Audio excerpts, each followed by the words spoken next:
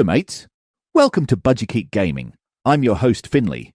It's officially Video Game Awards season, and the award season wouldn't be complete without every gamer under the sun bitching about which games should and shouldn't have made the list of nominations. And that's basically what this video is about. Me talking about games that I either think should have been nominated or games that I'm just surprised that were or weren't. I'll be doing this by category, and at the end of the video, we'll tally up which games got the most snubs this year. So get a snack, snuggle up and get comfy, because this might be a long one. Be sure to let me know which games you think should have and shouldn't be nominated, and also let me know what you think about my picks as well. So I'm just going in order of categories as they're listed on the Game Awards website. So we'll start off with the big one, which is Game of the Year.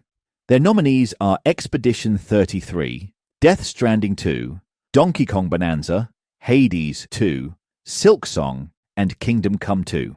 While I'm not really mad at any of these picks, I'm very surprised to see Kingdom Come up there and a little shocked that Donkey Kong is up there. I think the biggest shock for me is Blueprints getting snubbed. I feel like it was far more deserving than both Donkey Kong and Kingdom Come. I also think those two games could easily be replaced by Sword of the Sea, Dispatch, Ghost of Yotai, Silent Hill F, and Deltarune. Deltarune might have been snubbed because it was partially released years ago, but the bulk of the game was released this year. So I don't know, but in my mind, I think it should be eligible since, like I said, the bulk was released this year. So yeah, I'm not mad at their picks for this category, but I think that some of their picks could have been switched out with other games. Next up is Best Game Direction, which is for creative vision and innovation in game direction and design. Their nominees are Expedition 33, Death Stranding 2, Ghost of Yotai, Hades 2, and Split Fiction. I'm going to risk sounding like a dick, but none of these games were that innovative. Yes, they perfected what they were trying to achieve, but this is literally for creative vision and innovation. Half of these are sequels that improve on their predecessors, and the other two just perfected what they set out to do. I feel like games like Ball Pit, Blueprints, Despelete, Absalom, Keeper, The Altar, and Is This Seat Taken were far more innovative than any of the games they picked. Based on what this award is for, I think their list is absolute shit, and I would redo the entire list. And nothing against the games themselves. They just aren't that innovative. The next category is Best Narrative. The nominees are Expedition 33, Death Stranding 2, Ghost of Yotai, Kingdom Come 2, and Silent Hill F. Honestly, that's a very solid list. The only other games I could see making this list would be Dispatch, Despelete, or Lost Records. I'm not sure if any of those were a better story, but it would have been nice seeing at least one of them nominated since they're smaller games, and their entire list are massive AAA games. Next up is Best Art Direction. The nominees are Expedition 33, Death Stranding 2, Ghost of Yotai, Hades 2, and Silksong. Yeah, they basically just picked all the most popular games of the year without giving any consideration for actual art direction. The fact that The Midnight Walk isn't nominated is pretty ridiculous. This might be a hot take, but the art direction in that game is far better than all the games on this list, with Hades 2 being the only one giving it any competition. And even that doesn't really compare to the mixed media art used in The Midnight Walk. Other notable mentions that I think could have been nominated are Sword of Sea, Shinobi, Silent Hill F, and Dragon Quest 1 and 2. Next up is Best Score and Music. The nominees are Silksong, Hades 2, Expedition 33, Ghost of Yotai, and Death Stranding 2. All I gotta say is, where the fuck is South of Midnight? That game easily had the best soundtrack of the year. If you want to hear me gush over it, I'll leave my video review as a pinned comment. But what other game on this list carried the story through music? That's right, none of them. For that reason alone, South of Midnight should have been nominated. Another massive achievement with the game's music is the wide range of genres, yet none of them feel out of place. This is another case, much like the art direction category, where I feel like they're just picking the most popular games. Silksong is a great game, but there are a lot of moments where there really isn't anything going on in the sound department. Also pretty crazy that Silent Hill F and Mario Kart World didn't get a nomination in this category as well. And a slight hot take, but Tony Hawk 3 and 4 also have a better soundtrack than all the games nominated. Next up is Games for Impact. The nominations are Consume Me, Despelete, Lost Records, South of Midnight, and Wonderstop. Honestly, those are all fantastic picks. I'm not really aware of any other game they could have nominated, but if you are aware of some games, please let me know down below, because I love learning about games like these. Next up is Best Audio Design.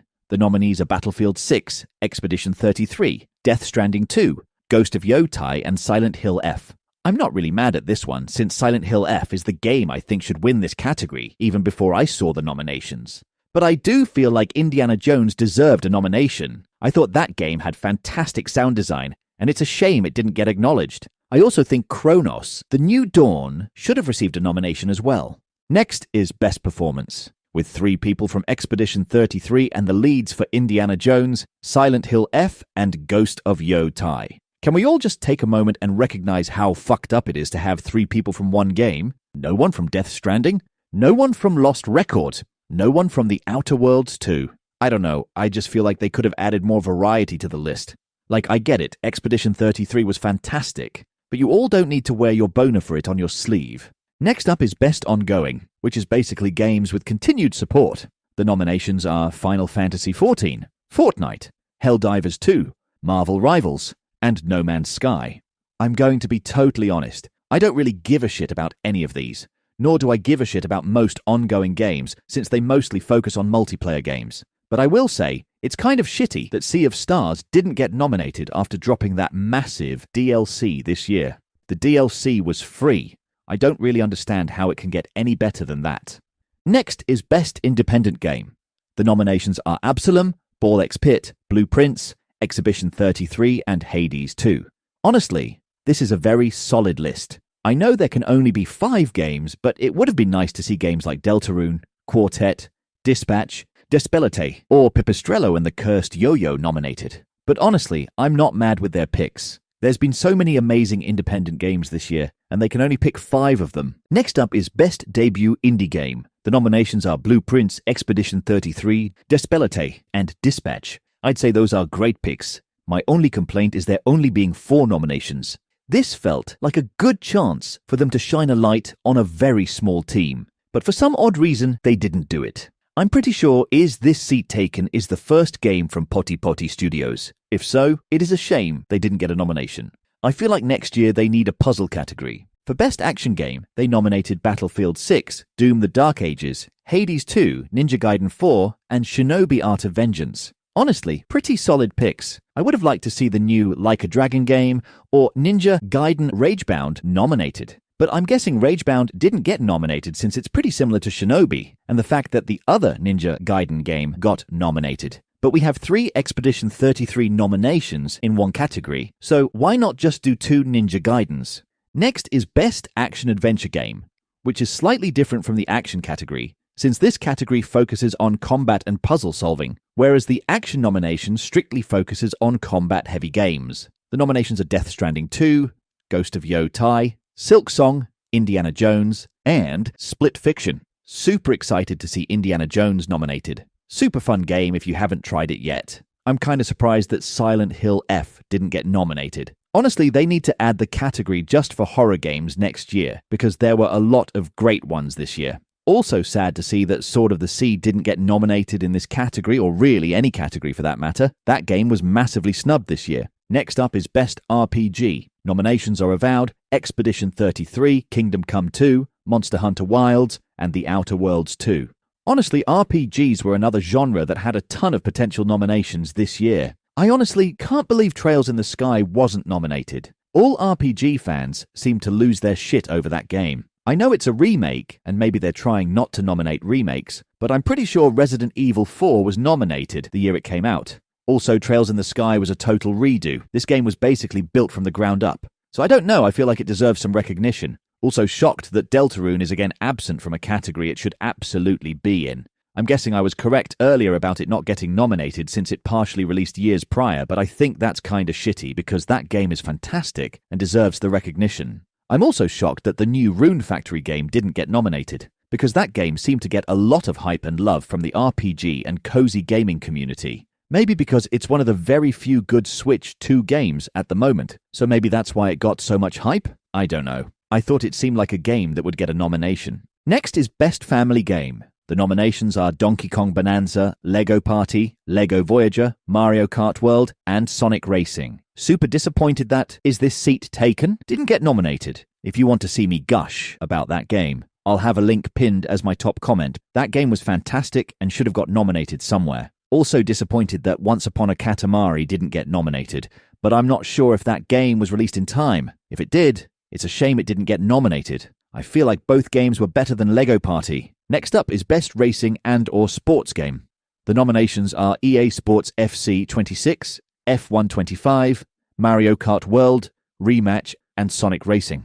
Alright, for starters, Tony Hawk 3 is better than almost all of these games, so that was a massive failure on the judges' part. I mean, I get it. The Tony Hawk 4 remake is pretty shitty since it's so stripped down, but 3 feels really good, and from what I remember, I don't think that game originally had a story mode. Please correct me if I'm wrong on that, but the point is, the game is super fun, and way better than most of these games, so it's a shame that it didn't get nominated. And lastly, we have the most anticipated game. The nominations are 007, First Light, GTA 6, Wolverine, Resident Evil Requiem, and The Witcher 4. All I can say is one of those games isn't like the rest. Anyway, they really needed to have some indie games or Nintendo-like games on the list, since the entire list are dark AAA games. And let's be real, The Witcher 4 won't be out for another few years. They could have saved that nomination for the 2027 award show. There are so many games they could have replaced First Light and The Witcher 4 with, such as Yoshi and the Mysterious Book,